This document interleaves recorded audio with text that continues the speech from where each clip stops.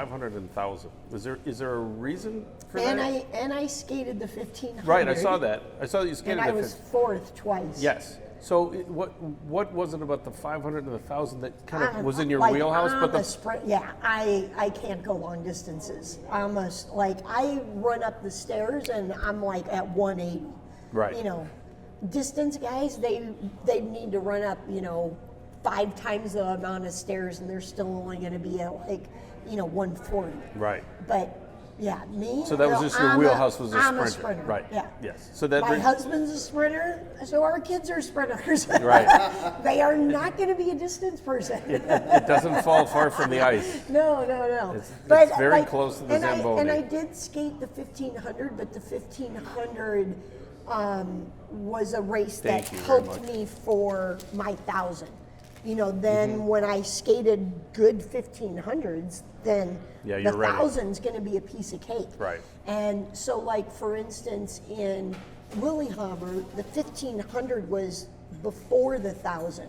Mm-hmm. And there was almost a warm-up. There was a day in between, but a lot of people were like, why would you do that? Like, you could jeopardize either getting too tired or using too much energy or whatever for the 1,000. And I'm like, no, because I skate a good 1,500 and now mentally I'm really ready for the 1,000.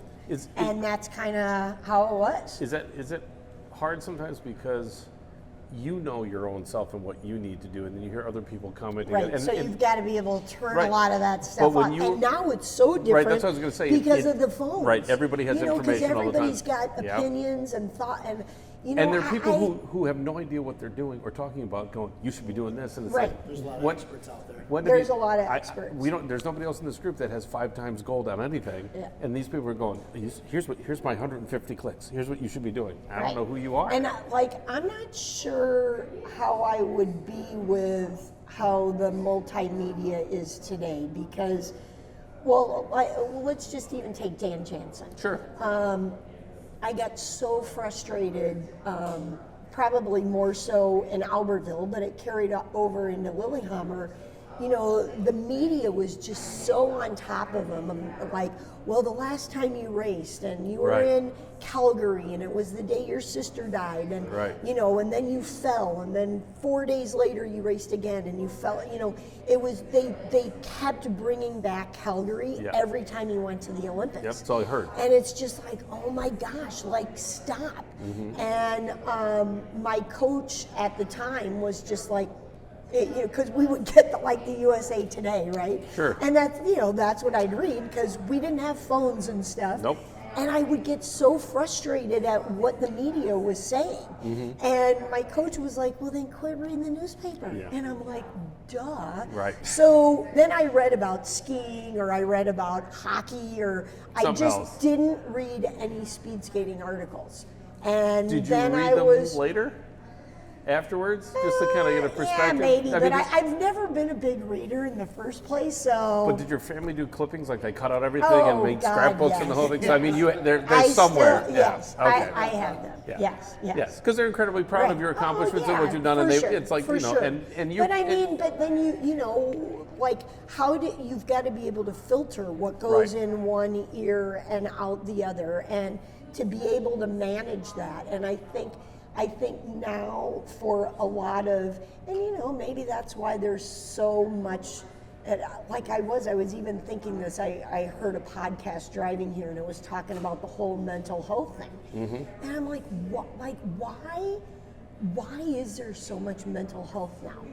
But I probably a very good part of it is because of what we're reading, what we're comprehending, what we're exposed to, and what we look at, and what you look at, and being able to turn that off and just think about. I had to just focus on me, and sure that sounds selfish, but that's what I had to do. I had to focus on myself and.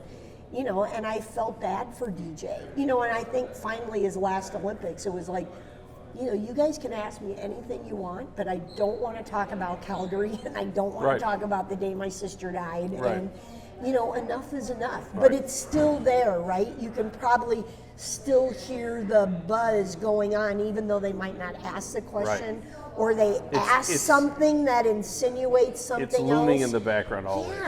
Yeah, that's so, and I think about what DJ did on his last Olympic race, and then to win it in world record fashion, right. And his one win had the power and emotion that just was. When he got to the end, you could see everything just melted off. It was like, yep, say what you want. It was a fairy tale story, right? Yep. Like, and people ask like the excitement of Lillehammer, and that's that's one of my excitement. But I was in our medical room back at the village, watching it on a monitor. Right. And did you have audio?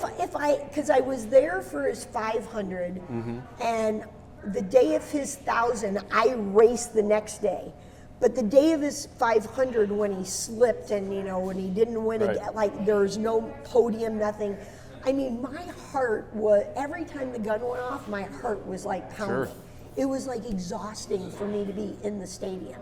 So I'm like, okay, like he races 1,000, like I can't go there. Like as much as I wanted to be there for him, I had to be selfish. It would spend you emotionally. Yeah, and I had to be so the funny story about that was because I was like in the medical area, once he won, and of course those of us that were back there watching it, the other 2 or 3 girls that I was racing with the next day, Dave, my husband, who wasn't at the time, but my boyfriend, we're all there watching and, jumping up and down, yelling and screaming, and all of a sudden the walkie-talkies start going off. And I'm like, oh my God, that's like DJ. They're like trying to get a hold of him on the walkie-talkie. And because they needed him to go to drug testing or whatever. Right. So I'm like, oh my God, I want to talk to DJ. Well, he thought somehow the walkie-talkie was a connection to the President of the United States and that they wanted to congratulate him. And I'm like, nope, it's just me. Oh, there you go. Congratulations. It's just me. But I knew him winning. Like, I'm going to get emotional. Oh, sure. I knew he wasn't coming back to the village. I knew I wasn't going to see him before I raced. Right. And I felt like, my family were friends before DJ and I were even ever born. Right. So that's how far back we go. Right. So therefore, it's kind of like, I needed that connection to congratulate him, and it was so emotional, I said. Right. And like I said, I knew I wasn't going to see him before I raced. He wasn't coming back to the village. Right. He was going to be with his family and celebrating, and so for me that was priceless. For him, he was maybe slightly disappointed because he thought it was going to be the President of the United States, but it was just me. And then I remember seeing him in the stands as I was warming up that next day, and kind of caught our eyes locked, and that was enough. Yep. But your best friend is going through something that his winning was a very emotional thing for our whole team. Yes. But he's like, and for the country, he's like my brother. Yes. And to this day we're still as close as ever, and priceless. And you're one of the few people probably on the planet that can understand the time commitment, the sacrifice, the training, everything that goes into it that people don't see. Because they see the 39 seconds on the ice, but they don't see the other 364 days of training that it takes to get to those 39 seconds on the ice. Yeah. So does it help you when you see someone in a heat before you that sets a world record, and then you know that you have a number to go after rather than bringing out all these stories? I'm just asking. I know, but great. Yeah. So Calgary, one of my biggest rivals, East German at the time, Krista Rothenberg. Large gentlemen, the East Germans.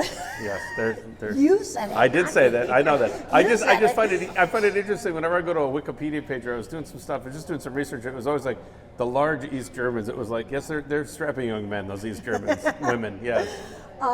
So she goes 2 pairs before me. Right. And sets the world record. Right.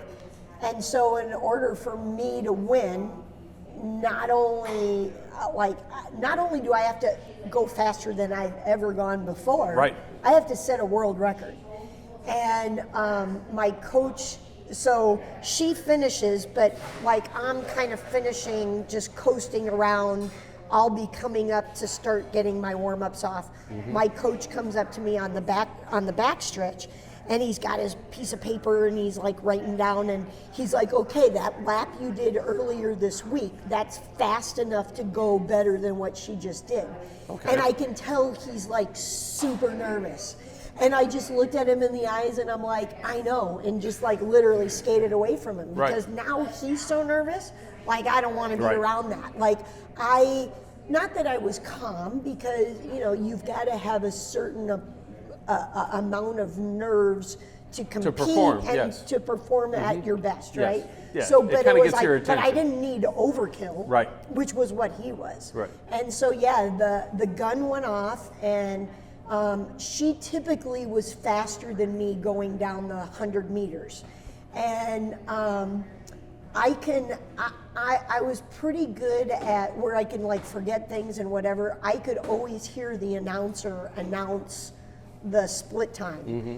And I heard the announcer announce the split time. I was 2/100ths of a second faster than what she was. Wow. So I'm like, if I can just do a lap like I know I can, I've got it. Right. And I came across the finish line and I won by 2/100ths of a second. Yep.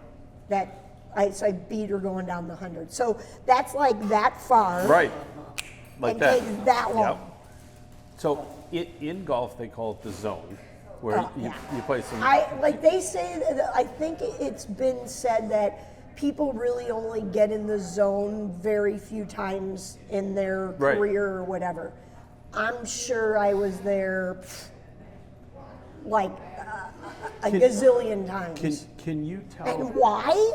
I have no idea. Well, I think I'll say this from the outside perspective. I think it's because you understand who you are, what you are, and what you need to get.